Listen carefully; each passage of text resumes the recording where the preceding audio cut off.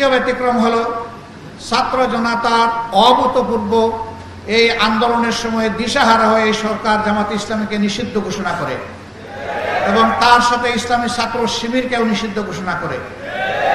অসৎ উদ্দেশ্য নিয়েই তারা এটা করেছিল যে এই সময় কাজ করলে জামাতে ইসলাম ইসলামী ছাত্র শিবির বিক্ষোভে ফেটে পড়বে আর তারাও তাদের সর্বশক্তি নিয়ে আকাশ পাতাল সব দিক থেকে ঝাঁপিয়ে পড়বে। আন্দোলনের গতিপথ পরিবর্তন হয়ে যাবে, ছাত্র জনতার এই আন্দোলন ব্যর্থতায় পর্যবসিত হবে। জামাত তাদের পাতা ফাঁদে পা দেয়নি। আমরা তাদের এই চাতুর্য ধূর্ততা বুঝতে পেরেছিলাম। আমরা আল্লাহ তাআলার কাছে আশ্রয় চেয়েছিলাম, আমরা আল্লাহ তাআলার কাছে তৌফিক চেয়েছিলাম।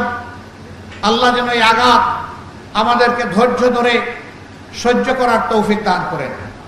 মহান রবের দরবারে শুকরিয়া আদায় করি